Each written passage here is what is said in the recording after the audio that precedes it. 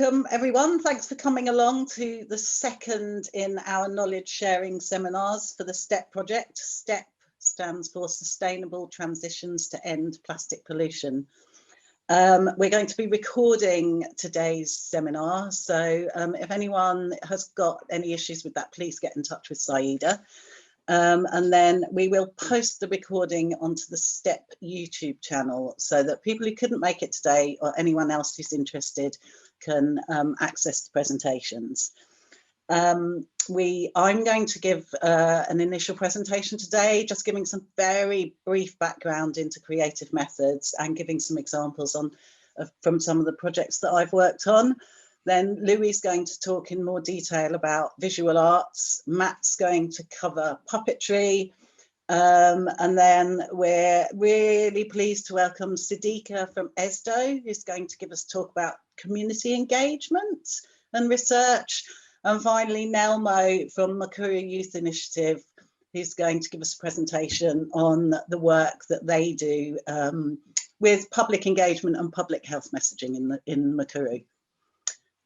So we have a couple of quick poll questions to start the session.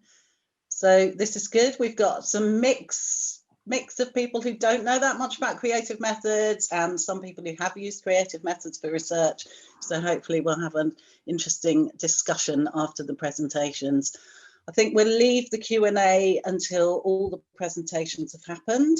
And we've got a 10-minute break in the middle for coffee and a comfort break. So shall I proceed with the first presentation? Yes. Hi, I'm Erika Hughes, and that's me there on the left, wearing the silver mask with the green feathers.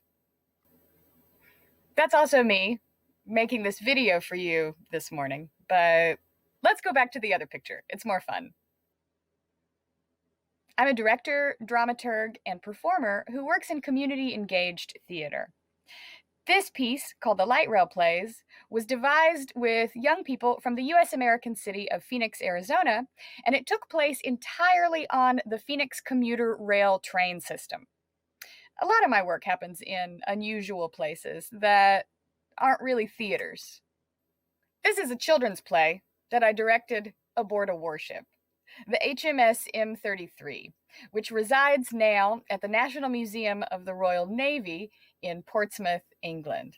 It survived World War I, and it survived a whole bunch of school children running up and down, chasing gigantic seagull puppets. And this play, created for the Brighton Fringe Festival, took place in an old Victorian prison. I love to work with people who don't usually appear on stage. For example, the man in the middle of this picture, Patrick Young, is a theoretical astrophysicist. And in this performance, he was also a belly dancer. And this performance, in the US state of New York, featured an all-female cast of military veterans. I also work in digital storytelling, and my most recent project was actually a digital video exchange between students in England and students in the United States when everybody was locked down during COVID. I'm sorry I can't be there with you this morning, but I look forward to working with you and meeting you very soon.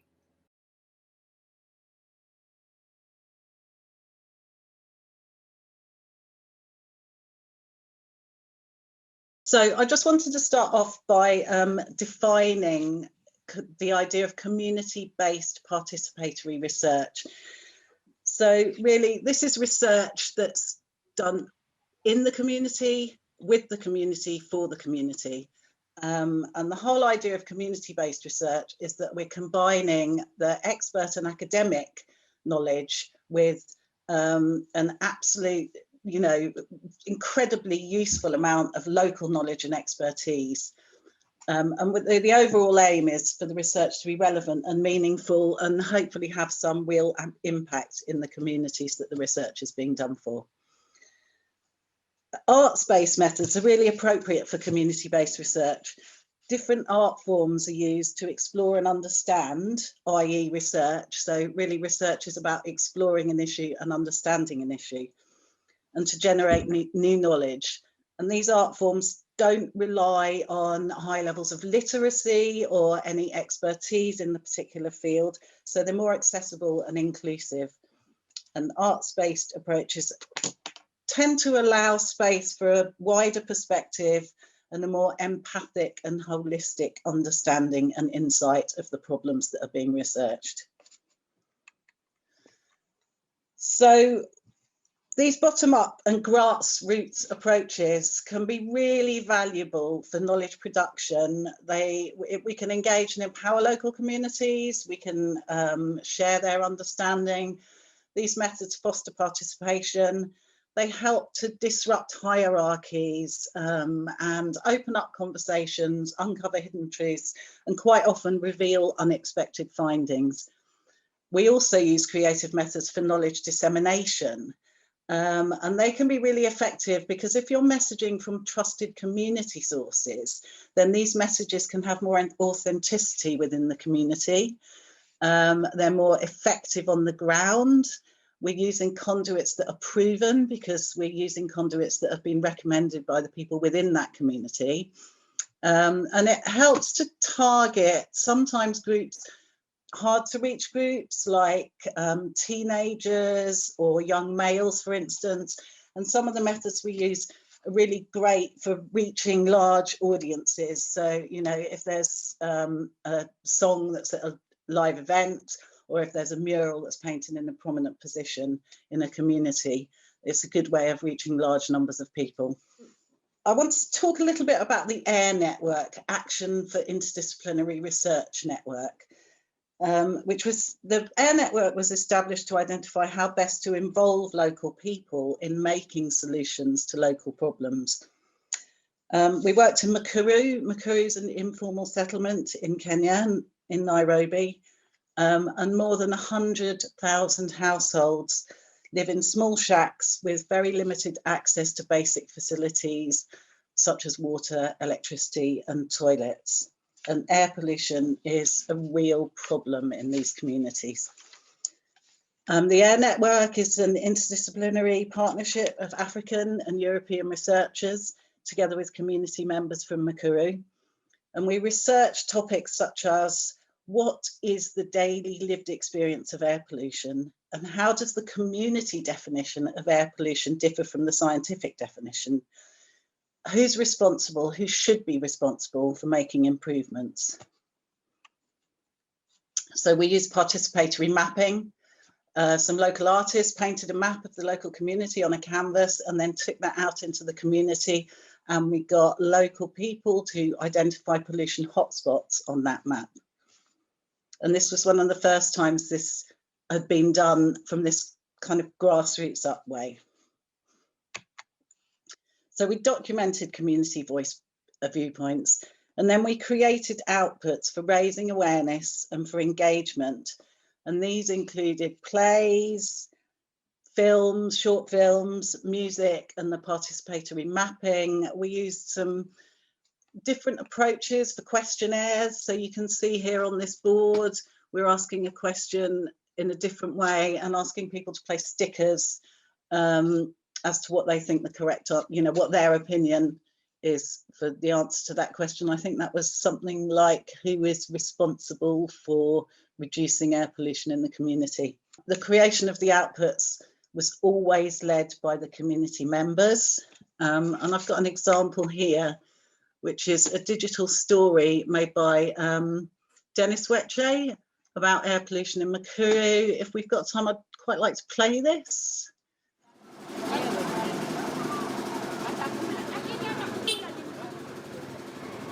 My name is Dennis Waweru. I'm a resident of Mukuru, Viwandani, since the day I was born.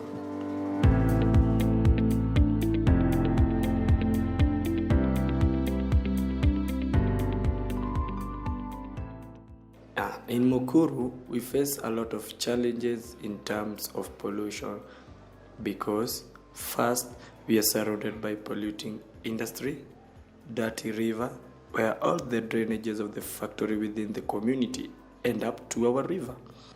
We also have a dumping site within the community. So all the time we have burning of garbages from all over the county, others from hospitals, chemical industry, big estates, and many other places. In Mukuru, pollution is the first challenge that affects people mostly. So you found most of the children not going to school because of the effect they get during the process of burning of trashes, bad smoke from companies, dirty environment. The other pollution is within our houses because most of the houses in Mukuru, they use charcoal or kerosene in terms of preparing meals and breakfast. So you end up inhaling the bad smell that comes out of your stove or lamp. And that smell from your stove kills you day by day slowly. So let's be our brother's keeper to raise awareness of the pollution in Mukuru. Thank you. So you can see there how we can use fairly simple methods that are accessible to lots of people, just using your phone to make a digital story. We've got our own digital story expert, Mel, as part of the STEP project, who's already delivered some training to our STEP researchers, community researchers, about how to make digital stories. Oh yeah, by the way, I've put links to all our YouTube channels on the logos for the different projects. So you should be able to access the channels, and there's a lot more information there on what we're doing. Following on from the AIR network, we were then funded to take part and participate in this project called Tupamui, which means let's breathe in Swahili. And Tupamui is looking at the lung health of 2,000 children in Nairobi, and we're comparing the lung health of kids who live in Mukuru in the slums and kids who live in a nearby but more affluent suburb. Because we need to recruit 2,000 children to the study, it's really, really important that the community understand what the project's about, why we're doing it and how we're going to do it, and that they trust the researchers and that they then want to participate in the project. And so to that end, we are carrying out with community members a process called sensitization, which is basically introducing the project to the community, explaining it to the community. And we've been going into schools. We spent a long time, 2 weeks, working with our community champions in Mukuru and Buruburu in Nairobi, developing communication outputs to describe the project. We've been going into schools and holding big events, using different techniques, using games, using films, and crucially using puppetry to fully describe the process of data collection in the project. And again, if you go to our YouTube channel, our project YouTube channel, you can find out a lot more information. And there are some short films about what we're doing and how we're doing it. The other thing about puppetry, of course, is it's really appealing to kids and it's quite easy to understand.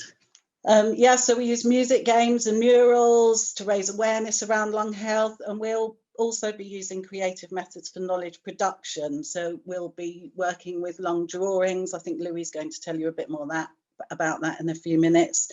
We'll be doing some walking interviews and some air pollution mapping.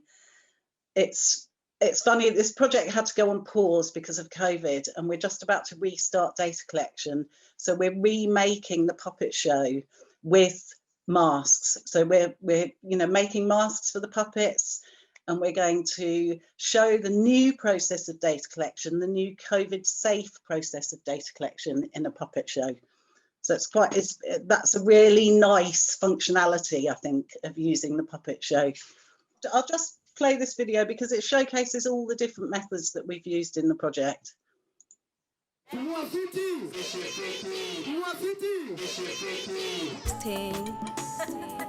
It's MOD on the beat.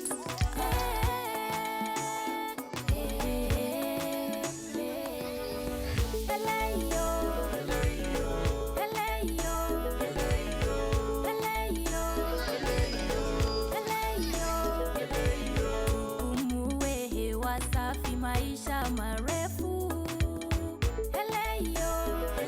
tupumue hewa safi, maisha marefu. fiti, ishi fiti, maisha fiti, no riziki. Lang probo imekuwa ngori, na hakuna mtu wa kututoa kwa bori. Labda Holy Spirit atutowe kwa ngori, ili tuishi hii maisha bila bori. Pumua fiti, ishi fiti, pumua fiti, ishi fiti. Pumua fiti, ishi fiti, maisha bora wazee kwa vijana.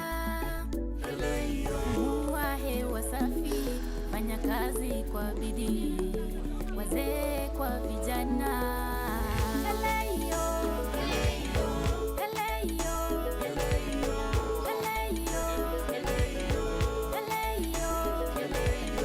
Pumue hewa safi, maisha marefu. Pumue hewa safi, maisha marefu. Come on, let's join hands too. Rang rang all listen CDs. Come on, let's join hands too. Decrease this immortality rate. Pumua fiti, ishi fiti, maisha fiti, si 50-50. This a wake up call, don't get comfortable. This a matter of constancy down around table. Tunataka tujue nini mbaya na lanza Mwafrika. Watoto wanakufa wakiwa wayanga. Bigger percentage problem ni Come on, let's join hands too. Decrease this immortality rate. Come on, let's join hands too. Rambla all decency this. Na nyumbani, barabarani, hata shuleni.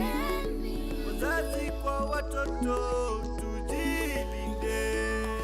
Naamka asubuhi nafanya tizi, nakula fiti na ishi fiti. Mtaani watu wanijua vifiti, kila nikipita wanadai 50. Lunga na Rube, ishi fiti. Yande na Njenga, ishi fiti. Mukuru Tuburu, ishi fiti. Pumua fiti, ishi fiti.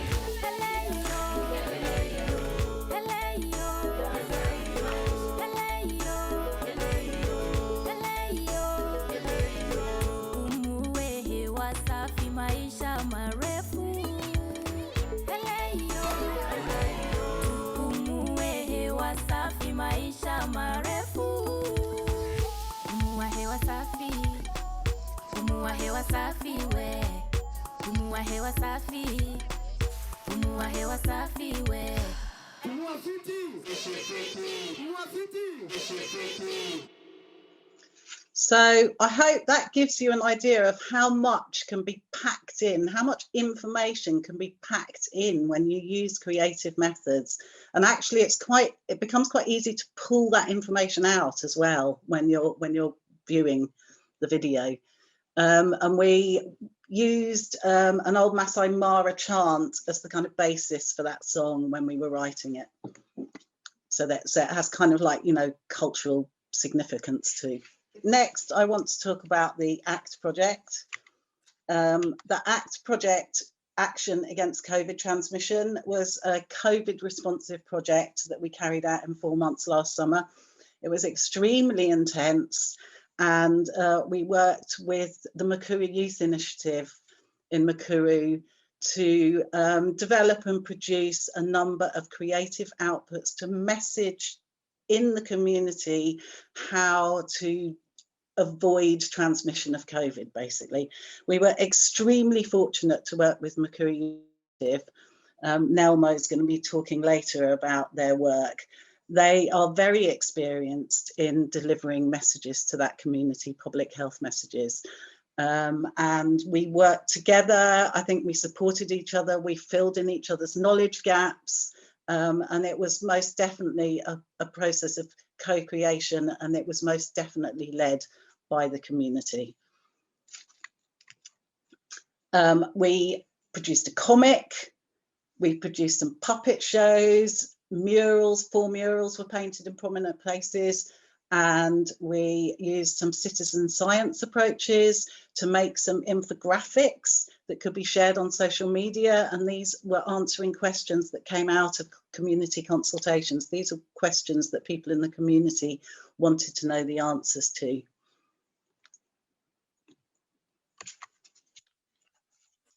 We made some digital stories. This is a story from Jared about access to water during the pandemic. Some many negatives about how difficult it is to access water, but also some interesting positive observations, like the fact that the Ministry of Environment increased the supply of safe, free water into Makuru because of the pandemic. And this is one of the things that you would hope might be maintained after the pandemic ends. And we also, I say we, also Nelmo and some of our Tupamu champions got together and created a song about the importance of wearing face masks and made an amazing video to go with the song. I'll just play a short clip of this now.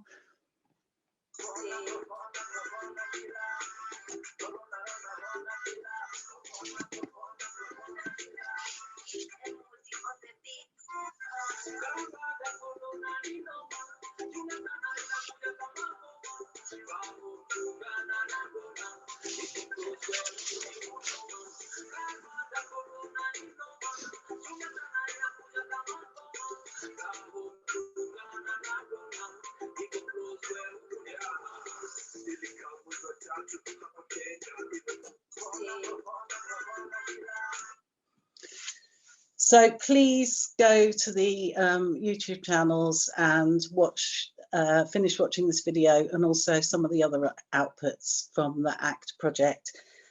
So it's not straightforward or easy to work using creative methods, particularly with the COVID project. We had to do everything on Zoom. Normally, you know, we work together in the community in person, and that makes things a lot easier. There are also difficulties in terms of the academic value of some of this work. You know, it's not always easy to publish in journals. You don't always get the kind of academic professional recognition for doing your work that you'd want to, but this is changing a lot now. There are more journals that are publishing electronic outputs, so that's a very positive thing. Using creative methods definitely opens up communications between academics and the community. It's certainly more inclusive, and it can also be a lot of fun, and I don't see any reason why research shouldn't sometimes be fun. In STEP, we're going to be using creative methods for knowledge production, for raising awareness, and for knowledge dissemination. And we've already started using those methods and undertaking some training sessions so that we're all up to speed on how we can use those methods effectively. Just a quick reminder that we've got 2 more knowledge sharing seminars coming up. One is on developing plastic solutions, and then the final seminar will be on impacting plastics policy for change. So thank you for listening. And I think it is Louis who's next up. Welcome, everybody. So basically, action and impact. Impact is a kind of loaded term when it comes to research. It's the kind of holy grail in the UK of kind of the ultimate sort of driver of a lot of research, and something certainly that the powers that be are interested in. But in real terms, on the ground, creative methods do have an enormous impact, and they do for a variety of different reasons. Visual arts within research context, as Cressida is saying, can deliver all of those valuable things that we're looking for, which is rich data, rich and diverse data, full of surprises, and full of insights, which are incredibly valuable, largely because of the hyper local nature of that, and also the personal nature that the arts can elicit. But also in terms of the feeding back into the community, how the arts that are created on the ground in a specific location can then kind of create a valuable dialogue in the community. I have this this thing in the background, as you can see. These are actually sketches for logos that are rather well-known logos today, possibly more of a Western collection. However, certainly Nike and some of these kind of oil companies would be fairly well known. But the other aspect of the visual arts in research is process, is that unlike research, which is typically driven by results, driven by data, which concludes something. The arts is very much about entering into a process of discovery, a process of learning by doing. And oftentimes this is incredibly valuable, not just from the perspective of the researcher to assess the process, but also for the community to engage in a process which may be novel to them, and something that they can actually sort of take further. The fancy term for that would be capacity building. In terms of the arts, a few buzzwords, so to speak, or a few kind of concepts that I think are important. Number one, the biggest thing about using creative methods is that you have engagement. Engagement is built into creative methodologies, really. They're novel in form, they're interesting, they're engaging, they're participatory.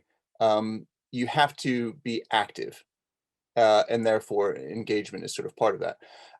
Buy-in. When you make something, you own that thing. You own the product, but you also own the experience and all the complexities and all the things that have happened, all the sensory things that happened in the making of something. That immediately gives you sort of buy-in with the community.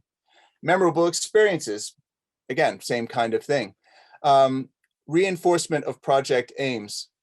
One of the really valuable things that we found in Tupamui was that by using creative methods all around the aspects of the study that we felt were important to deliver to the community, they're reinforced by making, by creating, in that particular case, stencils and so forth. I'll talk a little bit about that later. But reinforcement of project aims is critical. So yes, you can explore something specific or personal, like narratives on the ground, but if you did have something in which you needed to deliver specific information, the creative methodologies do an excellent job of reinforcing these things. Cressida did mention the unexpected. It's a really important part of using creative methodologies. You find things that you didn't expect. Things are uncovered. Experiences that the individual or the collective have uncover things that are new, sometimes to the community, or new and compelling for the purposes of the research project as a whole.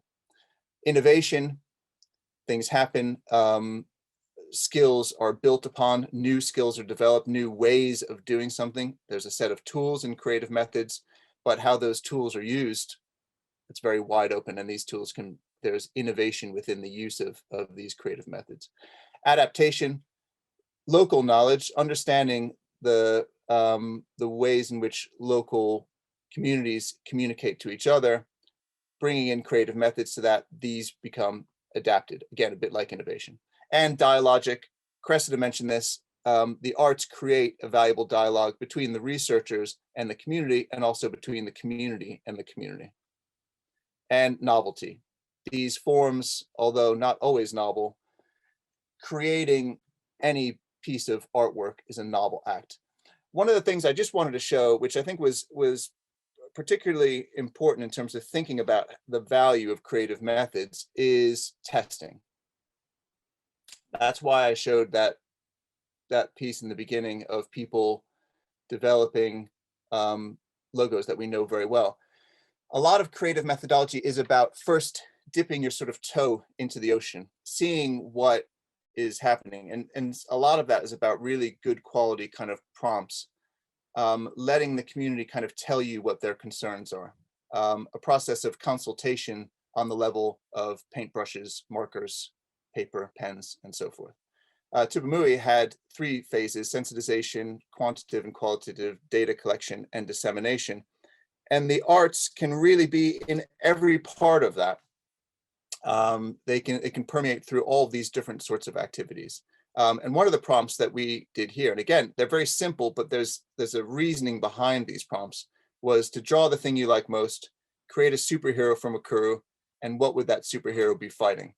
And within simple prompts, we already have an assessment of the everyday experience of the children, their imaginative world, and that imaginative world applied to a problem. In terms of testing, again, the value of process, we didn't know that puppets would work. I had this idea about puppets early on because I've always loved puppets, and thought they were interesting, and made a puppet. And we brought the puppet with us on our very first trip to Mukuru, well, my first trip to Mukuru in the Tupamui project. And we saw whether it would be valuable, whether it was interesting, whether it engaged the children. And it was. The puppet wasn't brilliant because I made it, and not like Matt Smith, who's an expert in making puppets. But it was still a valuable experience. And, you know, I learned something from it. And by testing these things, testing creative methods, you can find, you can find the appropriate deployment of these methods based on how the community sort of responds. So the testing is a way of sort of seeing what works, what doesn't work. And these are novel experiences. The puppet was a relatively novel experience. In Mukuru, there weren't very many toys. There were toys that were sort of made, but the puppet was this object of fascination. And of course, we can use that to then engage them, which we eventually did in a more formal way with a more formal puppet that created with Matt Smith, which was a much more sort of functional puppet. But the important thing here is engage with the imagination, and particularly with children, but also for adults, to be able to use the arts to assess the real, to assess lived experience, and also use the imaginative potential of creative methods to envision the future, envision the world that could be bettered. And oftentimes, of course, research projects are looking for the betterment of society in some manner. The puppet, this was the more formal puppet, Billy. Billy's name came very quickly. And the script around Billy was developed. And from a creative practitioner myself and Matt Smith, who created the puppet, we then gave that to a theater person who's used to doing kind of theater methods and so forth. And he took that on. And then the puppet had a whole nother life of its own. So from initial testing, this then became a formal creative method. And Billy was very popular. But we also did painting with children. Again, the painting, a memorable experience. There is not a lot of art that's done in schools in Mukuru, so the opportunity to create art was novel. And that child will remember the experience of creating this due to its novelty, and that the focus was on the lungs, again, reinforcing the project aims really kind of quite concretely in Tupamui. As Cressida did mention as well, which I think is a real value of the arts, it cuts across age groups, in this case with spray paint and doing murals and using stencils. We captured that teenage group and then into adulthood. There's a kind of, again, novelty in the reveal of the stencil as well. So the arts do sort of, they kind of capture people's attention. And although perhaps that may seem superficial, it really isn't, especially when you're communicating very valuable health messaging. Again, also with this particular project and with ACT and beyond, we are building on strategies and creative methodologies which have existed there before. So we're sort of building on skills and methods that are already used. This is an example of one of the murals. We also really thought in one of these workshops, how can we recreate a mural over and over again? And the idea of the stencil kind of came out of consultation. And we had talked about that the very first trip, but then this became a kind of reality as well. So it was something that myself and other people, I know Rafat and mentioned it when we were on a walk at one point, and then really stuck this idea of that we could actually kind of replicate a mural using a series of stencils. We also used these stencils as placards when we created a procession in Mukuru. The procession was a sort of almost kind of 60s happening, really. It was kind of a mixture of like a protest movement and a kind of creative parade. And this was a really interesting sensitization event that happened last February, I believe, before the world went south. which is too bad because it was just such a kind of wonderful, engaging experience, and such fond memories of that entire thing. Such an engaging day where we did lots of different art with variety of different age groups, and really amazing. The impact of that event, the amount of people that we had engaging with us was remarkable. Again, as I mentioned, building on things that the community is already doing. This is Mukuru Arts Club, which is part of Muyi, and they create murals for public messaging and a variety of different types of messages to the community using murals. So that idea of community to community kind of messaging using the visual arts is something that's very much something that's done in Mukuru. Yes, the ACT project, I think the difference between ACT and Tupamui is Tupamui had a more of a kind of concrete delivery of the project aims through creative methodologies. The ACT project was really about exploring something more personal, more sort of lived experience, assessing really what the local experience of coronavirus was in Mukuru over the summer, really, and also aspects that would be beneficial to the community, particularly around sort of myth busting and so forth. And the comic, which was something that probably took most of my time, was really of 32 pages, multiple comics, really looking at slice of life narratives. And this was really successful because it was basically, from my perspective, took the value of the creative, the unexpected, the practical insights that sort of happen in the making, and connected that to the digital storytelling and all the other sort of things that sort of happened. There was a kind of circular loop of creative activity and thinking that fed back into the comic.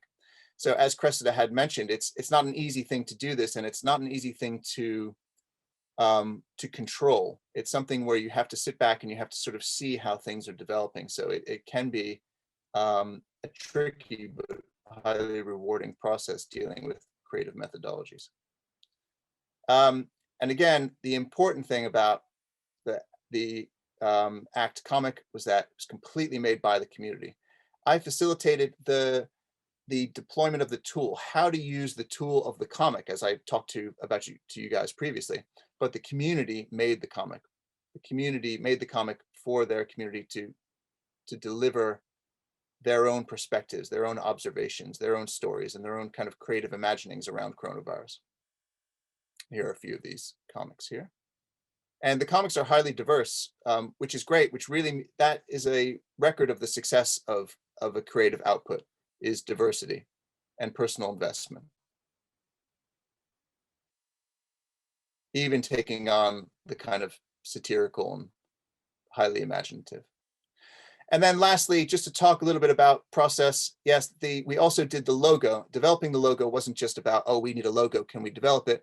It was about a discussion around effective iconography, about powerful messaging, about using images and type to create a logo form, or logo type, as graphic designers like to call them. And we had a really a lot of interesting participation in this, eventually coming to the solution, which was entirely made in Mukuru as well. The only thing I did was vectorize the fist with the coronavirus around it, but it did very much evolve from conversations about combination of imagery and so forth.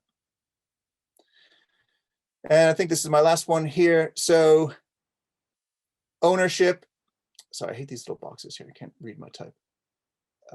Okay, so ownership and new tools to tell one story. Personal narratives, and Mel would probably agree with this, or her passion is with this. There is something incredible about enabling a community and people to tell their own story, and the arts are an excellent way to do this. And the research value in that is the complexity of those narratives, the unexpected, the things that we didn't know before. That's research, basically. That is literally the very definition of research, finding out things we didn't know before. From the community, for the community, the start of a very rich dialogue And art empowers one to assess the now and envision the future. I mentioned that earlier, but I think that's a really, really important thing. Art has this ability to analyze the here and now, but also the imaginative capacity to problem solve. Think about the future, think about your role in the future, and make that a reality. Thank you. Thanks, Louis. And Matt, over to you. Good morning. I'm a plastic bottle, and there are billions of me on your planet, and we're having quite a good time recently. It's you know, we're going quite well actually for us. You may find me in some of the most beautiful places on earth, on a beach, on a mountainside, and actually, you know, if you want to ask me some questions later on after this presentation, I might appear again. Thank you. All right, hiya. So I'm just going to do I've got a PowerPoint as well. I'll share screen. I'm going to talk around these. Essentially, yeah, I come into this practice as a practitioner. I'm a trained puppeteer before I was an academic. And I've suddenly realized fairly recently that that's actually something that's really good thing, that I come from making theatre and making practices before I started to think about them as an academic. And I can talk in all kinds of way about this, but I think I'll try and keep this connected to the slide. So here we have an image of a strange being from another planet that was part of a project. And essentially, if you can see, it's a bit of an old image. So you can see most of the construction of this creature, this science fiction creature, is plastic waste. And it was giant scale, as you can see from the bottles. This was about 3 meters high and about as wide. And I'll go through and I'll talk about some of the images, but I'll also talk around some of the propositions that I've got, or provocations that I've got around this. So one of my big provocations in terms of my research is that objects like plastic waste can speak about issues like ecology through performance. And that's something that I've genuinely revisited in a very serious way in terms of my research, but it's been something that's been part of my practice for years. So a lot of these images are quite old now, the beginning of this century, really. So I did a set of projects, and this strange flying crocodile that was suspended in some trees was not made by me. A group just decided after they'd met me to make something out of plastic waste. And what I love about this kind of way of working is I don't have control of this. I don't have control of what that is. And also I don't have a name for it, because the community that made it just sort of made it to be somewhere. And we installed it in this space, and it you know, represented them, and they came back to the project. This other image here, this one I did make. This is from a Volkswagen Beetle, scrap from a Volkswagen Beetle, and bits of other scrap that I found. And it was a bunny that came out of the ground, like a hat, like a rabbit coming out of a hat for a magic trick. But the other proposition that I've got essentially is that using objects creatively, like puppets, can raise awareness of ecological issues for communities. And this is something that I've worked in many different ways on projects sometimes, and sometimes research. And I'm always happy to talk about this, and I'm very passionate about it at the moment. You know, it's such a serious concern. But there's ways of exploring this that are engaging and fun. And I think that what I loved about what Cressida said was this thing of like, this is actually enjoyable to do, as well as having a really, really important kind of purpose. So when I was making these projects that I made many years ago, from what we have a resource here in this country that provides money for the arts, called the Arts Council. And this was supported by the Arts Council and my company that I had at that time. And the mole site projects essentially were being situated in a space for 1 week, and at the end of the week there was a show, and the show was made from all the rubbish and trash and detritus and junk that we could find in that environment. So this strange badger here is all made out of scrap materials from factories that produce scraps and scrap bits of material. This bear, there was a beautiful bear that were kind of in Manchester, who was his construction inside is all plastic bottles, He has a kind of, because bears are furry, we kind of finished him off with this material, but also that material was scrap material. It was all waste. Here's the results of a workshop that I did, and as part of these week-long residencies that we used to do, what we did is we integrated the performance work of young people into those performances in different kinds of ways. In this one, it was during the residency. So we would work with young people and they would produce their own puppet shows, telling their own stories. And one thing that was interesting about these kind of plastic waste puppets was that the way they elicited or made stories happen was very, very interesting, because one of the issues was you couldn't get young people to stop. They would not want to stop talking, or so you'd have to build in structures to say, okay, that's the end of the show. Otherwise, these young people would keep making this story happen and continue and continue, and it was endless. And that's one of the things that was really always exciting about making these kind of puppets. Again, this was in Manchester. This was this strange hippo creature that was made out of scrap waste and suitcases and whatever we could lay our hands on in this park that was waste in the park. Here's another puppet workshop. The end results of these workshops usually ended in performances. And what performances do is they give focus to communication, but they also give focus to projects, I think, sometimes, where you've got, you know, a presentation or you perform something. But what was lovely in this is that the puppets are a bridge. They kind of give the young people a bit of confidence to tell those stories, because it's not them having to speak directly to an audience. So it kind of has that kind of facilitative way of working. Here's some other creatures, sea creatures, and this is one of my favorite ones, and this is one of the things I'm most proud of that I ever did when I was working with my company before really becoming a full-time academic. So these creatures live inside this whale, and this whale is washed up in a beach in Cumbria. And what I loved about that is the audience arrive, and the young people come to find their own creations inside the belly of that whale. So it has this kind of poetics built into it that's around material cultures, but is also really, really exciting in lots of ways. And these performances, you know, were self-contained, one of a kind, and once they were made, they were unique. And then we made another one in another kind of location. This location was an unusual location. You can probably see those young people there. It's really obvious that these are plastic bottles that these puppets are made out of. It just kept happening that these were the best materials to use for these kind of puppet shows. And this one was in a community space called the Dancing Bridge, and it was under an old disused railway. So these are kind of urban spaces as well. And then more recently, while I've been at the University of Portsmouth, I did this project, and it's connected to the plastic and the kind of environmental work that's going on at the university for many years. This was in 2017, and this was an event called Sea Bin, Sea Change. And at the university, they had a sea bin, which was a kind of innovative thing in of its time, because it was collecting all the plastic waste that was happening in the harbour. And these things now are kind of being rolled out, and they're being produced in other places. So as part of an event that was involved with lots of different organisations and lots of organisations looking at kind of environmental waste, we did a show in one of our outside spaces in December. So it was freezing cold. As you can see, the students look freezing, and I was freezing. So we made this strange giant octopus with tentacles made out of plastic bottles, a very wonky, strange dolphin that ate some of these plastic fish, with whole shoals of plastic fish, hundreds of them, all floating around.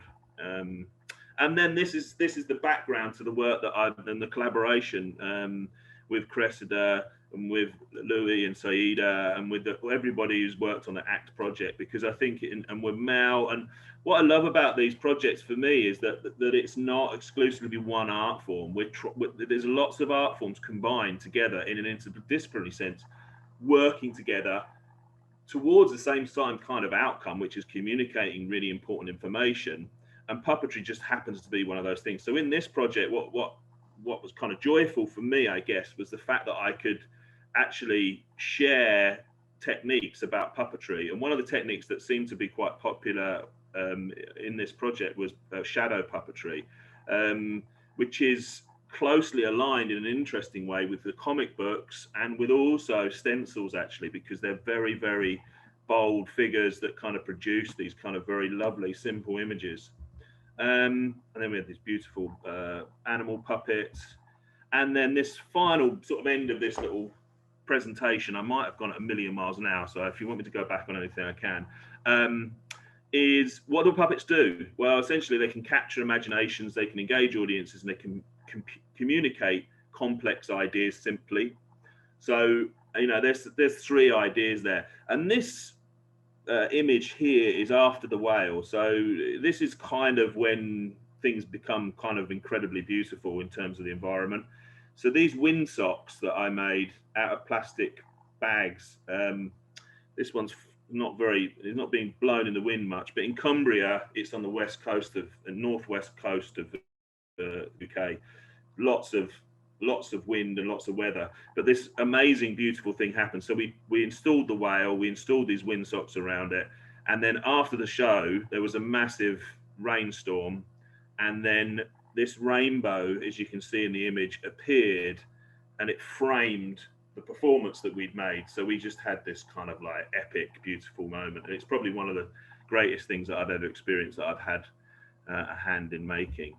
And that's just another image from the sea bin, sea change thing with students there. And this is a kind of another, I guess it's an idea that I'm very keen on at the moment, that puppets as non-human beings, or sometimes in discussions of kind of ecology and environmental arts now, more than human beings, can speak about human issues and ecologies.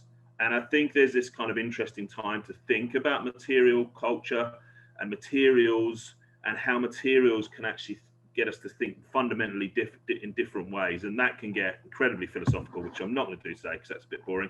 And then finally, just before I finish, I completely forgot, this is the bit that I just stuck on the end of this set of slides, was the other thing that I do when we were making these puppet shows is we started to make music out of rubbish. I mean, you started to make music out of junk instruments and junk plastic, and it's another thing that I do and I love doing, and I do a lot with students, but also is incredibly interesting because it's very very loud.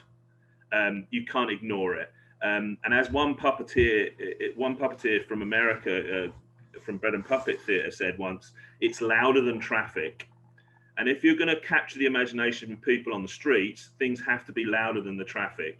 And puppets are good at doing that, but also junk music, because it's loud, can be very, very, very interesting in capturing people's imagination on the streets, but also generally just capturing people. The next speaker is Erika from ESDO, and ESDO are based in Bangladesh, and they're an organisation who've been instrumental in cleaning up the community. Okay, this is Erika. Hello, everyone. Good morning, good noon, and good afternoon. I feel very honored to be a part of this initiative, to get a wonderful chance to share ESDO's experience of applying different innovative research techniques in our various projects. Today, I'm going to discuss about how creative participatory techniques can benefit the research activities and help us to collect useful data from different community people. First thing is participatory research method. I would like to share some more about that. The participatory research method is just very powerful and very effective method we always applied. When it started is 1990. It was the one campaign and one issue they raised. It was a plastic bag ban campaign. It is really a wonderful campaign that time, and the main goal was that to involve the community, through the community, whole Bangladesh people, to sensitize this issue, ban the plastic bag because of its harmful our environment, as well as our human health, and for our next generation beautiful living in, I think you all have an idea about the Bangladesh scenario. The beautiful Bangladesh is mostly based on the agriculture sector, and raise their economy through the agriculture. And our rural part is really beautiful. But in the plastic bag is the most criminal for this for the environmental degradation. So through this, the community involvement and their participatory involvement, we got a really very tremendous success through the people because of the involvement and because of the ISDO use this method is a participatory approach. So among various research techniques, participatory research method is one of the well accepted and proven technique for community level research, mostly when we need to deal with people with social issues. Participatory research method emphasize on participation and action. The participants treat like they are in the process of finding the solution, and as a result, people trains to cooperate more in this method to provide all necessary data. And what happened when we involve the participatory method? What is the impact we create? This kind of data collection method help research team to gain trust among people and motivate them to participate and discuss about the problems and other related issues. Besides, these techniques help to collect data from people with social and physical disabilities. Also, this method helps to join partners with different expertise easily on idea generation and mapping the solutions. Generally, the impact of this kind of research technique is very high, and it engages community very strongly in the research process and help them to participate sometimes in the decision making as well. We are going to discuss the different types of creative participatory methods. We are just following these methods: community mapping, art-based FZDs, storytelling, photo via voice, concept mapping, and local songs videos. Now I'm talking about the community mapping. We just started when we started the eco village, the concept of the eco village in rural part of Bangladesh. We just use this method to involve the community people through the community mapping. Community mapping in community, it involves participants in large groups, and together they present different type of mapping about their resources, scarcities, and other special social issues by using local available materials. It helps to identify the diverse perspectives that group members bring to community. Here you can see in our eco-village projects pilot phase, villagers are discussing about their resources by drawing maps with bamboo sticks on ears. This method engages the women of the villages very well, and they participated wholeheartedly, which helped our data collection process. This area is in the end of this area is in the Potuakhali Union of Potuakhali district. It is the the end of our sea. This area, this island, especially this island, and when we started the eco village there, it was really troublesome and very hectic journey of us, because 2 days when we started from Dhaka, it took 2 days by the big ship.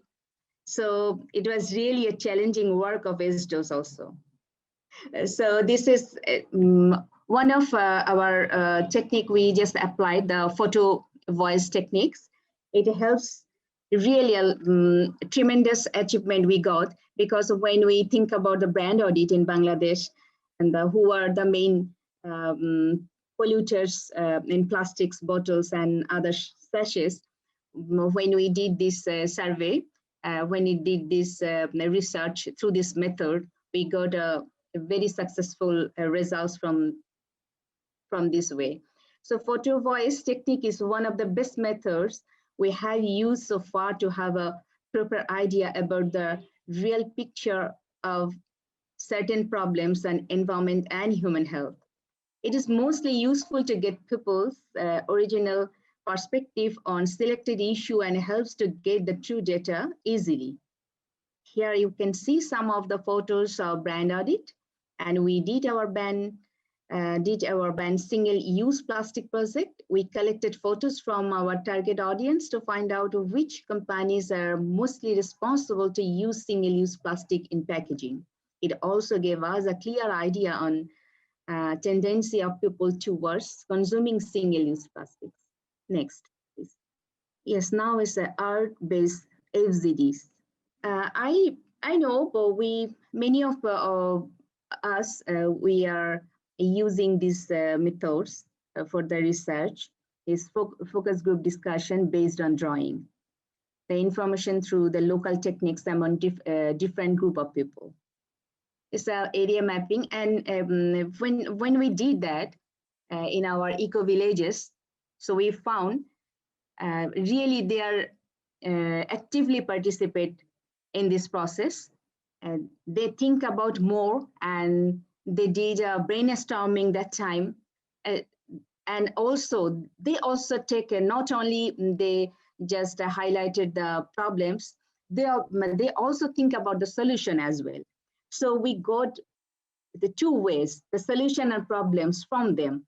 So because area is there, they are living there, and they also think about their solution, and they come up with a good way to how to resolve these problems over there. This is the concept mapping. It collects data through brainstorming session among participants and idea generation. Mostly our young generations like to do that, and they are happily to engage with this work to find data and find a solution through this way, through the research way. The concept mapping helps to visualize the relation between the sources of specific problems and the systematic approach towards the solution.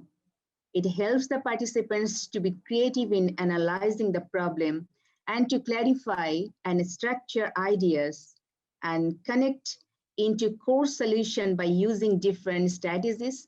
In our most projects, we apply connect mapping among project team and the target audience, mostly in the piloting phase, so that we can identify the error and detect that before the final implementation of the project.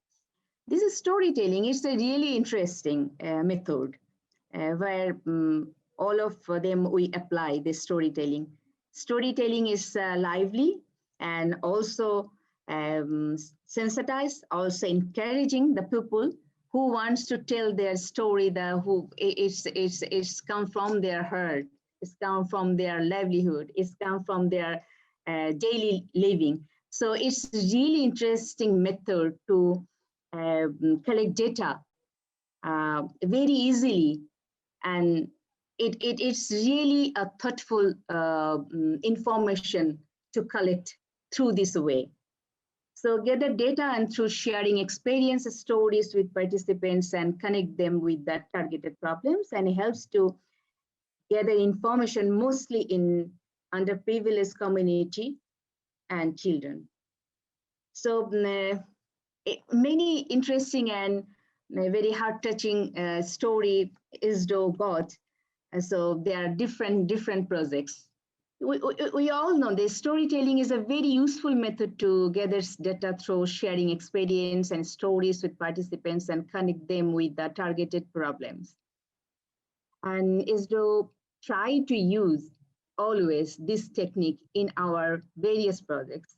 Here we can see a picture where our team, along with the partners and sharing their experience of environmental hazards due to the plastic pollution in water bodies with the villager, so that they can come up with their experience with different health hazards from drinking polluted water. And we also selected this area for our ecotourism piloting project, where we discuss this problem it comes from the people. So how do we take living better here and take safe drinking water for us? This is also a very interesting method of is to apply sometimes, but sometimes this is time consuming and also the monitoring involvement is huge here.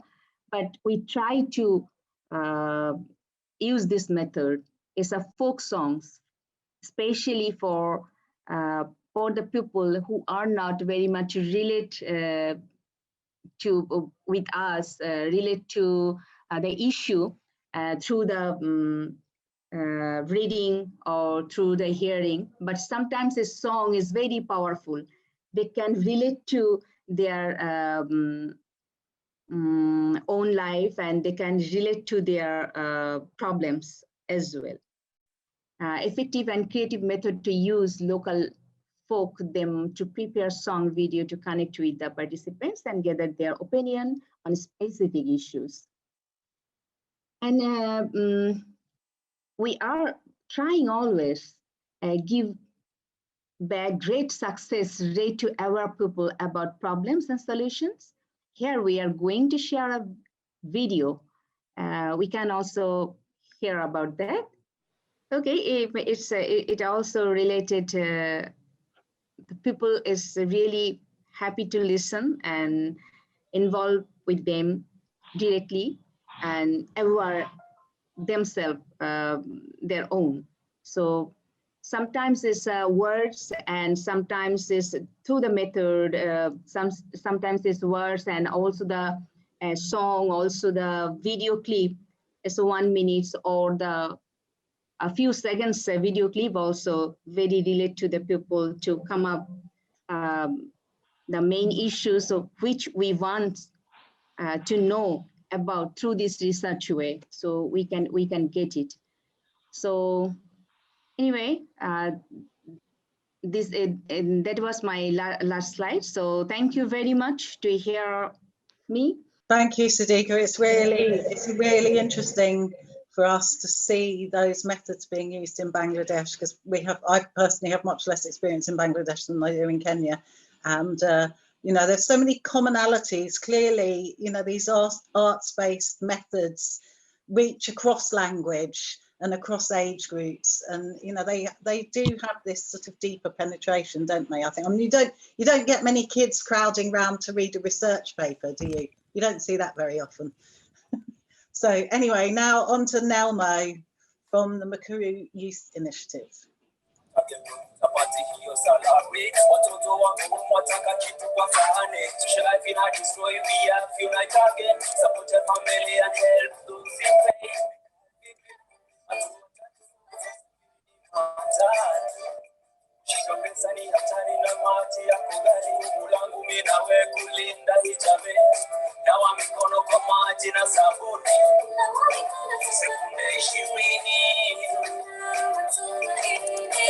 So basically, I just had to start my presentation with that song, because that's a song that we did last year when COVID had just started here in Kenya.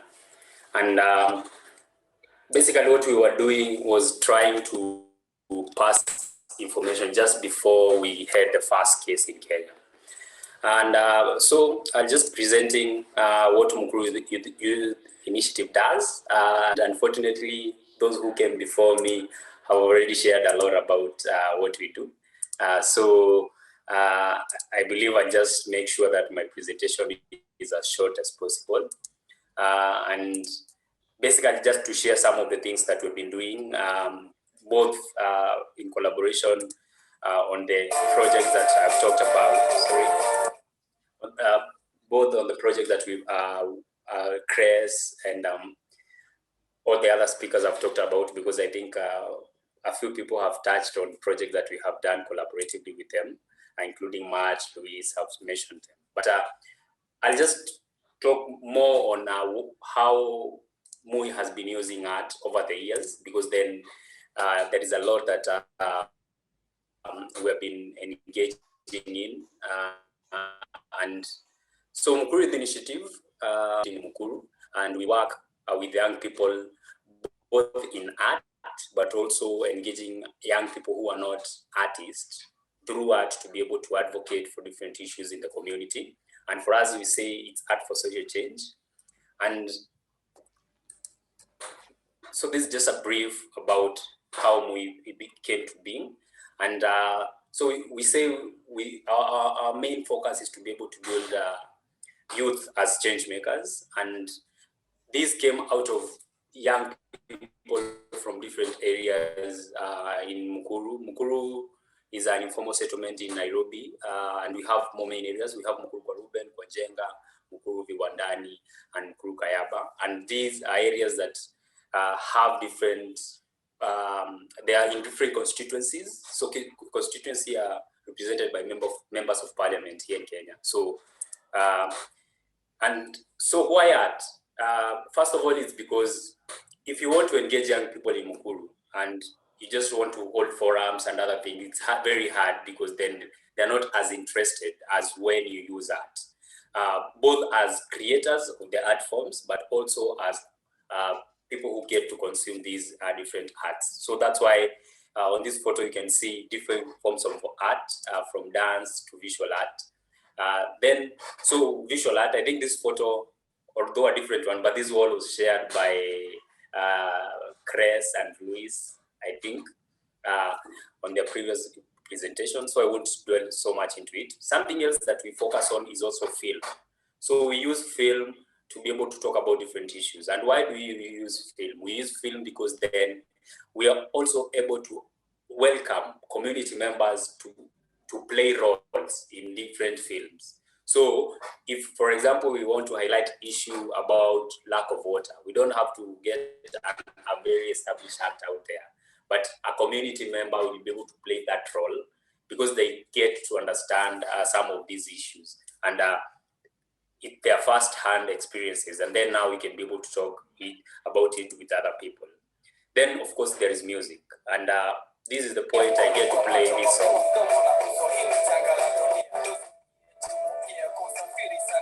So basically, with music, I think what we do with music is that we are able to translate all these things, because there are people who will consume visual art differently. There are people who will consume film differently. But music, then it's easier now to make sure that even people get to download some of these tunes and have them in their phones, and getting to pass information in these different ways then makes sure that people get information in different ways. Then there is social media. For us, we include social media because social media is very key in sharing some of this, but also it's very key on engagement, because we believe if then you're just producing art and people are not engaging with it, then you're not really sure if people are seeing this, what you're doing, or are you passing the important information. But also what we do with art is with social media is that we are able to create also different artworks and different different other ways for online consumption where people can share photo. Like, for example, we did some memes and be able to share with them later on, whereby they have different messages and somebody can just read it and they won't take very long from it. And we also use social media a lot to also share some of the work that we do, but also it's also getting to publicize more of what we do to even greater people. And of course, we know social media is very cheap. It's faster to pass information and so flexible. I can give an example. When COVID started, there was a lot that people didn't know about it. So it means that we were not able to capture a lot in that song, But through social media, we were also able to share information as it was coming. If, for example, in that song, people are not wearing masks because that time people are not wearing masks.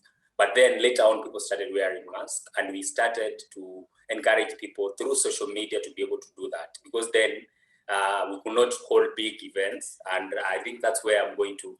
We could not be able to hold big events where we can be able to pass information because of the measures. So where did we start? So back in 2013, we started an event called the Mukuru Awards, and basically was a space for young people to come and express themselves. And this was 2013, and of course, just that was like a way to show that people want to interact with that. People want to come and see what young people can do. And that, of course, continued over the years. This is 2013, this is 2014, this is 2015. And you could see how the number of people in those years have been engaged. This is 2016, this is 2017. This is 2018. This was our biggest festival. It was an 8-day activity. And then this is 2019. And then last year, we were not able to do it because of COVID. But basically, what we have been able to do over the years has been, we've been able to amplify young people's voices through art. We have been able to make sure that information gets to even people who will be very hard to access. We have used art to provoke conversations in the community. Even before COVID, I remember in 2018? No, in 2019, we did a cholera campaign, and we used music. We used something that people never thought that, yeah, you could talk about cholera using music and using murals. But we were able to do this. And so I just want to share a music video, and this music video will be able to show you how we combine both film and music, because then we're able to fuse that and make sure that when you're watching a music video, even if you cannot understand the language, then it means you still get the message. So I'll just share a more recent video that we did last year. It is on sexual and gender-based violence. And we were just trying to amplify, to talk about issues around sexual and gender-based violence and use art to be able to create that conversation. What we try to focus on is also, in most of our music video, we always try to make sure that we engage community people to play roles in this music video. And we are very categorical on how we choose our artists to do the music. We are very categorical on what they write about. And we guide through the whole process. And most of the time, what happens is that we also have experts. So for example, on this song, which we are talking about sexual and gender-based violence, we had people who work in that field, and were able to share the lyrics as we wrote, and they were able to say, yeah, we think this is not right, or you have to change here and here. And for that, we call it co-creation method. So you don't have to be an artist for you to be part of this. So we collaborate with different community members and different stakeholders to make sure by the time we release the final product, it is a very collaborative way. So even before you get to the final product, for the wider audience to be able to interact with it, already it has interacted with a number of people, and people who are able to make sure that the information that we are passing is not just information and things we just think they are real, but it's things that people are interacting with every day. So you can, I'll share the link, and you can be able to watch even without you understanding what we're singing about. If you look at the story, you're able to understand what the story is all about. And that's how we get to make sure that we combine music, film, and also art, because others also have different messages. So thanks for a really, really interesting presentation. And it's, again, to see creative methods in action as research. One of the things that keeps coming through for me is that this added value that you get when you use creative methods. So, you know, you involve people in arts who may not have had any experience of working in arts before, but also there's this kind of empowerment in the community, advocacy, and what becomes action research, you know, real change. Measuring things is great, measuring things is really important, but measuring things as research, you know, doesn't necessarily instigate any change. So yeah, I'm really excited by the amount of expertise we've got in this Zoom room. So any questions? Has anyone got any questions for any of our speakers? Due to the technical difficulties, Siddhika may not clearly shows up. The work of particularly, you can see that the villagers work in the field, and that methods is very interesting. You don't need any paper, you don't need any pencil, you don't need anything stationaries. And they just draw on hand in a vegetable field, and they identify what is their problem, and they can visualize the problem. And sometimes we found that the artwork of the rural community people, the women, doesn't have educational background, but they have the excellent artwork by hand, and they can express the problem drawing a picture showing that the bird is dying and why the bird is dying. And they identified that heavily insecticide use in the field. So this bird is dying because of the insecticide, the pesticides. So they just draw, this is their problem. And they ask us how we could prevent this and protect our birds, even the domestic animals. So there is nothing to use for instrumental, but it is nice way to present their views, and they can find the solution, they can discuss, and other people are easily come up. And some women say, okay, this is nice, and we can see this is the real picture. And other one jumped up, let's talk about the river pollution, let's talk about the fishes, why are fishes dying in the river because of the high salinity in that area. So they can identify this, drawing the river and fish. So this is a nice way that we work, and this is also our experience. And we also learn from that methods, and we apply this kind of methods many parts of the Bangladesh, and it's work. And I believe that this can be work any part of the world. Thank you. Louis, have you got any thoughts about methods that we're taking forward in STEP and how we might, you know, use some different ideas? I mean, certainly I think drawing in our focus group discussions is obviously a really valuable tool. Yeah, I think the drawing, I also thought the photo, like what was it called? The photo something, where you take a photo with somebody with a piece of a found object or something like that. Yeah. You know, yeah, photo voice. Yeah, if we could maybe get some rubber gloves or something like that, that might be quite an interesting thing to just sort of, you know, that other level of identifying what is this stuff.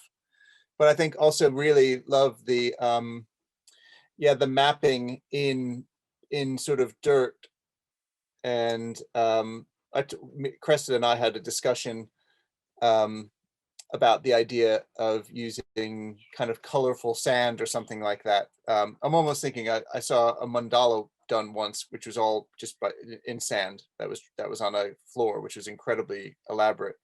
But I mean, just even nice colorful sand as a simple method of visualizing locations and things like that. But I thought that all of those methods that you use in the focus group, really amazing, great. perfect and totally relevant for this.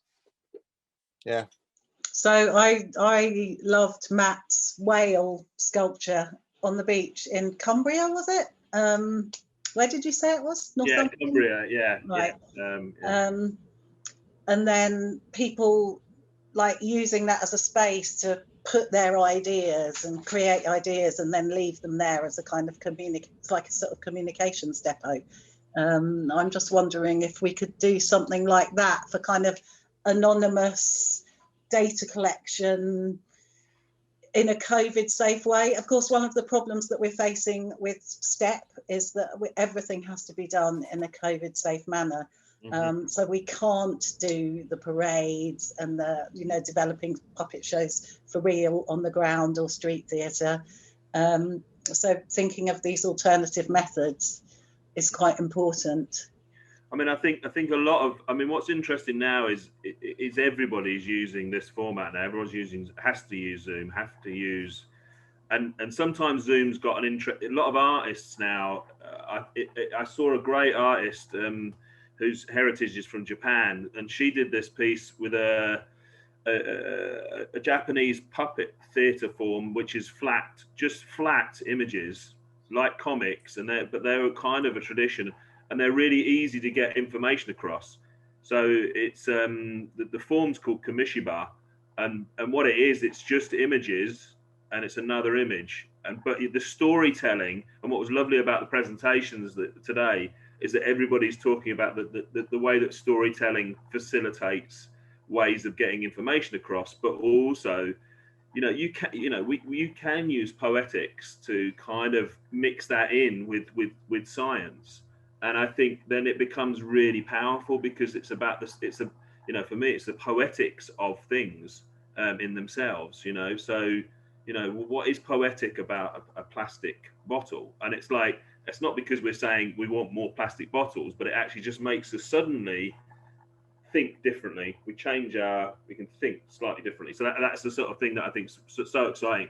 But storytelling seems to be a really important through line in all the practices I seem to see today.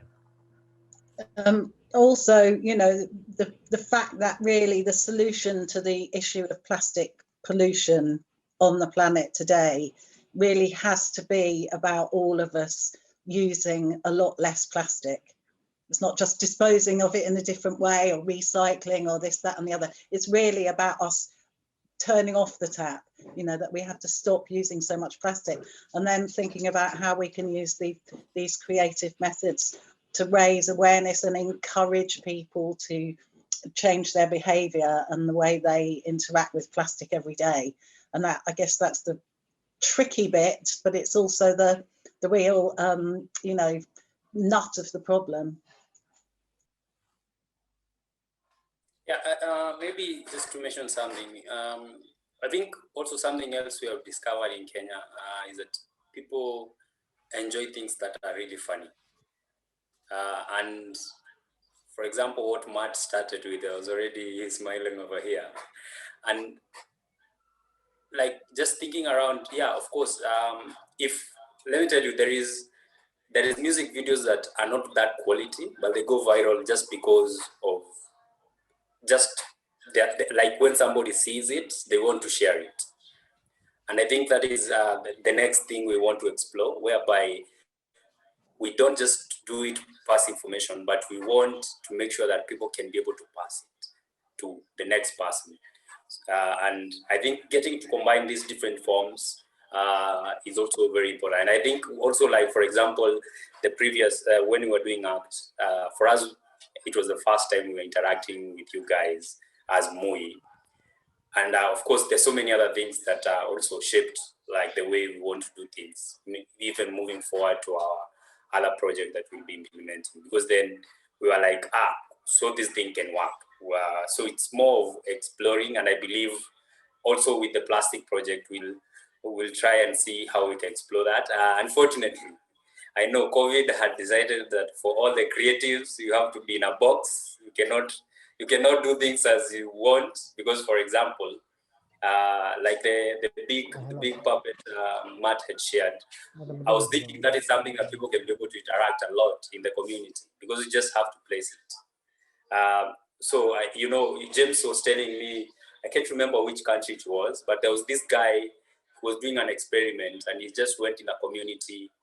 He built in a computer and like put concrete around it and just left it there. And then he was tracking to see who interact with it. And the computer was even connected to the internet. And kids just explored into it.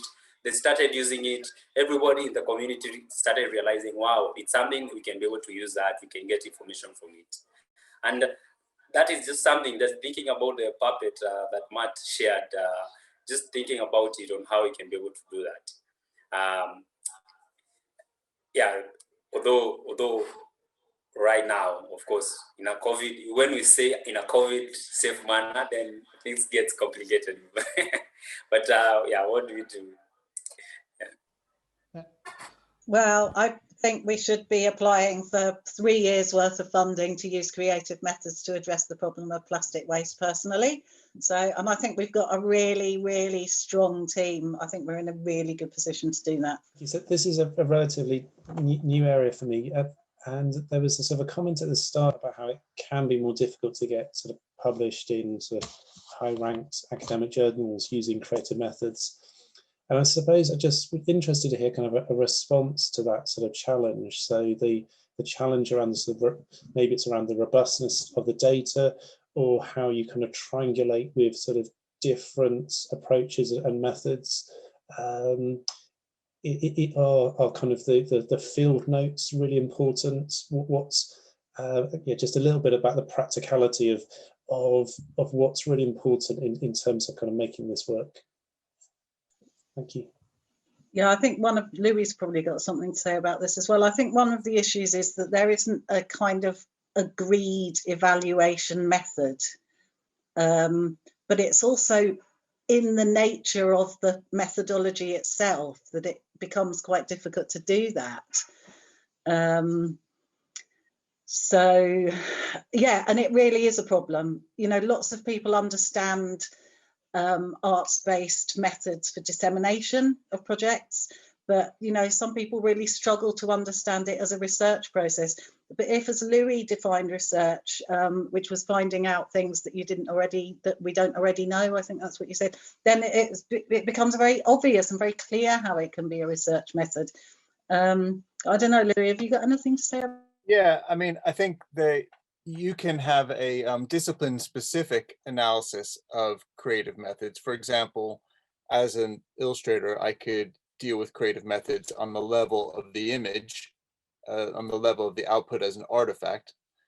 And you could use the social sciences. Mel, I think, is gone, but Mel would take a more social scientist lens at personal narrative and so forth. So you could take a discipline-focused approach to analysis.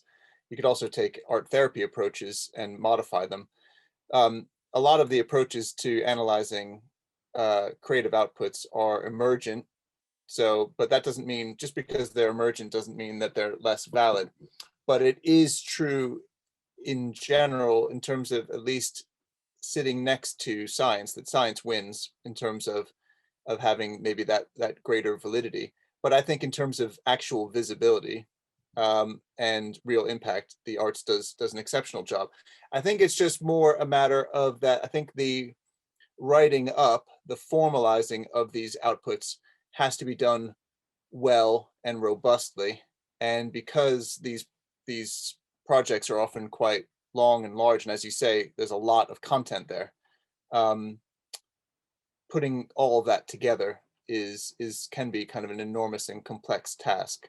But I think things are rapidly shifting, and we're in an image world. It's nonsense to think that images don't hold as much sway as the written word. So these things will be shifting rapidly. Plus, we're in probably a slightly less literate world than we were even probably 10 years ago. And it's interesting that funders are now requiring to see evidence of the involvement of arts and humanities, even in like NERC, you know, even really straight up science funders are now looking to see evidence that you're, you know, bringing other disciplines into a project. Cressida, just to add to that, I mean, I think the thing that's been mentioned is this idea of teams, of building a team. I'm not going to suggest for 1 minute I have any scientific method in anything that I do in terms of my research, because that would be false. I'm an artist, and I make work through practice, and practice is research for me. That is very unusual if you'd have put that into a scientific kind of methodology, you know. But I think if you've got a team of people together, the thing about teams is collaboration. And I think if we're going to collaborate, if you collaborate and you kind of sharing those knowledges, and kind of like, you know, I respect all kinds of methods, and I do use methods, but, you know, but to make a puppet, I'm not going to, you know, it's not going to be a scientific method.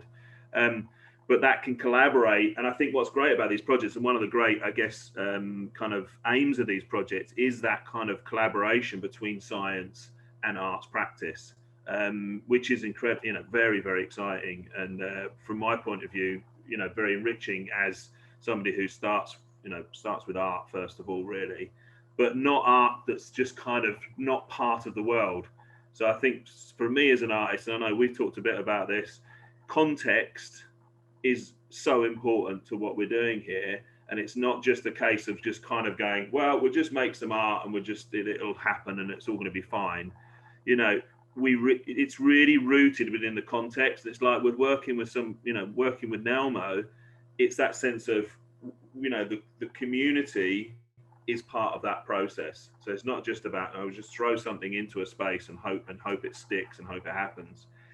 There is a sense of, here's a method, let's see if this will work, and working within the community is really important with that. So you've got people who are the actual facilitators and the makers of that. I think the ACT project worked for me in a very successful way, was a sense of, yeah, this is actually, the comic book element was just absolutely amazing and took off, and is still growing and is still being disseminated, is still getting the information out there, and is still having impact. And I think it's a case of, and there's other people on that team that were taking that information, and they were looking at information, and they were looking at the data and turning that into a reportable, useful document that can be disseminated amongst the general audience. And I think it's that kind of, I think that's a really healthy and really successful model. And I think it's a really exciting way of working as well. I mean, I've worked with students in sciences before, looking at lung health, and it's like, you know, well, how do you get the idea of lung health across? Okay, we'll tell a story about a dragon who's lost his puff and can't breathe fire anymore, and that will kind of connect to a wider audience issues around kind of like lung health. And that was just in Manchester years ago. And so I think that's the kind of way these things can have that dialogue, that dialogical thing that Louis was saying, which I think is incredibly exciting in this kind of way of working. I appreciate that we're going to have to wrap up soon. Dipesh, are you still here? I am here.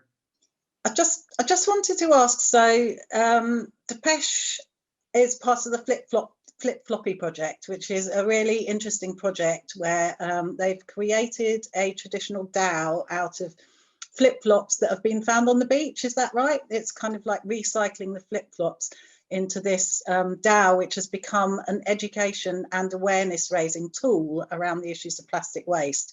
And they've been sailing the dhow up the coast of East Africa, and I think they're now sailing around Lake Victoria.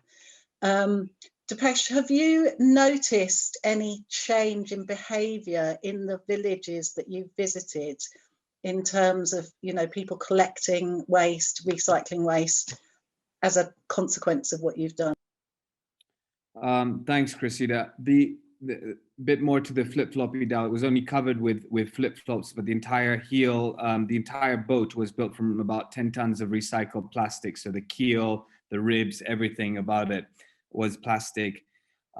Great question. There is no doubt that there's been significant sort of growth of and mobilization of communities towards sort of doing what they can within their own sort of local environments. Question of quantifying has always been very difficult. And we put in some sort of M&E tools as well to try and quantify what we're doing, not just on the expeditions, but also afterwards. So one of the key things that we have put in place is that the boat is a way of bringing like-minded people together and bringing out opportunities for collaboration and for support, and then building on this. So from the boat, we grew these hubs, which are expanding quite rapidly from Lake Victoria to the Indian Ocean. So I in terms of asking about whether there's been lots more, yes, there's been a lot more. And I probably receive between 10 and 15 emails a day with communities asking how we can help them set up this, that, the other, or wanting to share with us what they're doing, etc. And because they saw the DAO, how can they also get involved in recycle plastic? Can I quantify that exactly? Not really. Just things aren't always, we don't always know the before situation, do we, to compare to the after situation? So it can become. Yeah. While I have a final minute on that as well, it's been great to hear all these wonderful projects online and all the different sort of artistic projects as well, which we've been involved with for many, many years as well. And increasingly what I'm finding now is that we have to put a call to action with everything we do if it's related to an environmental issue and using artistic expressions. Certainly in our part of the world, there is a risk that we run where we begin to celebrate the piece of art for the sake of its artistic expression rather than its deeper meaning. And we take away from that, we take away from why we're doing this in the first place. And I've made that fault a lot of times over the years, where you're like, this is amazing, this is so beautiful. And it is so beautiful, but that's an alarming space also to be in as well. And just sort of having that call to action, whether it's, pushing for change of legislation, as you brought up before, Cressida, are ultimately working for a reduction in plastic. I feel at this stage right now, and particularly the boat stands to the flip-floppy herself has that risk element as well to a certain degree. She's a phenomenal expression of what is possible with waste, but we can't end it there, and we have to keep pushing on with ultimately, in our case, we're pushing for legislative change, and in one way we're developing these hubs to reduce plastic and waste manage and recycle, etc. But yeah, something that nigs at me on a daily basis. Thanks everyone. I think it's been a great seminar, really interesting, lots of ideas to follow up on, things that we're going to be actioning in the STEP project and looking beyond that as well, making sure that we include evaluation in our early stage thinking about our methods and how we can make sure that we can evidence the importance of what we're doing, which are still fairly novel ideas, I think, in the wider world. So thanks everyone for coming along. We'll be posting the presentations on the STEP YouTube channel, so they'll be accessible to anyone who wants to go and look at them. They're provided everyone signs their consent forms and is happy with that. But we want to be able to share learning as widely as possible. And see you in the next knowledge sharing seminar, hopefully. Thanks.